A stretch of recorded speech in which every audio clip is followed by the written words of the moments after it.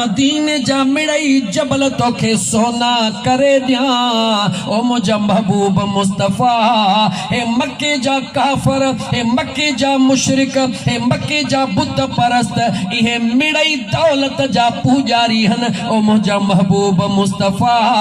मां अल्लाह जबलन के तो महबूब अला सोनो करे छजा ए पलीत जेका शे घुरंदा वजन उछलाए दीदो वनीन मुझा मुस्तफा तोखे तकलीफू ॾियण छॾे ॾींदा तोसां इख्तिलाफ करण छॾे ॾींदा गौर सां जुमलो जुमलो ॿुधजा महबूब तोखे तकलीफू ॾियण छॾे ॾींदा इख्तिलाफ करण छॾे ॾींदा दुश्मनियूं करण छॾे ॾींदा मुझा मुस्तफा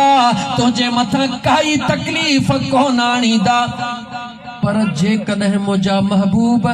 इहो न घुरी त वरी ॿी ॻाल्हि मुंहिंजो रब हीअ थो चए पहरी गाल बुधई वरी बी गाल बुध मुझा महबूब मुझो रब बी गाल ही थो चए कहिड़ी जिब्राइल मुझा महबूब रब थो चवे जे कदे इहा गाल मुझा मुस्तफा तू कबूल न करी त बियो ऑप्शन हिया दुखन के कबूल कर परेशानन के कबूल कर इन मुशरिकन जे तकलीफुन के कबूल कर इन जे दुश्मनन के तकलीफुन के कबूल कर ये सभई शयूं कबूल कर ऐं हिकड़ी शय मां अल्लाह का हासिल कर जिब्रील ओहा कहिड़िया मुझा आका मुझो रब थो चवे मुस्तफा जेकॾहिं क़यामत जे अचण ताईं पंहिंजे उम्मत ला तौबह जो दरवाज़ो खोलराइण चाहीं थो त हे मिड़ई तकलीफ़ूं कबूल कर तवज्जो मुसलमान एकड़े पासे दुनिया जूं मिड़ई शयूं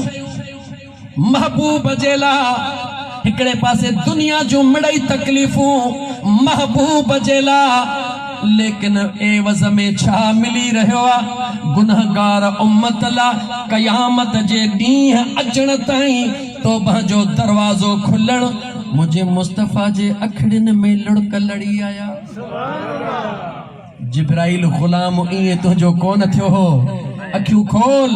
मेराज जे रात जो जिब्राइल के हुजूर फरमा जिब्राइल हलिया चवे तो लौ दनो तो अन मिलत अल्लाह तरक या रसूल अल्लाह मथे हलंदुस त जली विंदुस और जिब्राइल जे हली न तो सकी त बुधा खपई छा या रसूल अल्लाह बियो कुछ भी न खपे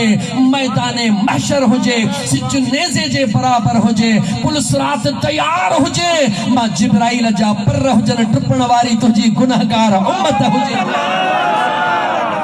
ही एजाज जेको तोखे मिलियो अज इन जी हकीकत समझो त जिब्राइल इए छो चयो हो मुझे मदीने जे मीर अल्लाह जे दरबार में अर्ज कयो अंगल कयो ओ जिब्राइल मुझो अंगल अल्लाह जे दरबार में इहो आ ओ मुझा करीम रब मुसलमान क्यों खोल ताइफ जे मैदान में मां मुस्तफा जे जिस्म के भले पत्थरन सा लहू लहा करे छडीन मां मुस्तफा जे जिस्म मां खून वहे मां मुस्तफा के कबूला ओहद जंग ओहद जबल वारी जंग में मां मुस्तफा जो दंद मुबारक शहीद थी वने मां मुस्तफा के कबूला मां मुस्तफा सजदे में हुजा मक्के जा मुशरिक उठ जू ओझ मथों रखन मां मुस्तफा के कबूला टे ॾींहं घर में कुछ न बचे मां मुस्तफा पत्थरन मथा पत्थर बधा मां मुस्तफा के कबूला बनी अब्दुल अबू तालिब जे घाटी जे मथा 3 सालन जे ला कब्जो कयो वने मां मुस्तफा वणन जा पन खाई गुजर कया मां मुस्तफा के कबूला अल्लाह जे दरबार में अंगलड़ो आ मौला सब तकलीफों मां मुस्तफा के कबूल हन मगर मुझे गुनहगार उम्मत ला तौबा जो दरवाजो बंद न कजा अल्लाह अकबर या रसूल मुसलमान अखियों खोले जवाब दे मुझा मुसलमान भा अखियों खोले जवाब दे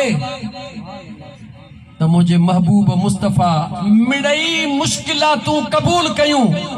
पर वरतो गुनहगार जे लाइ तौबह जो दरवाज़ो बंदि थियण जवाब दे तौबह जो दरवाज़ो बंदि थियण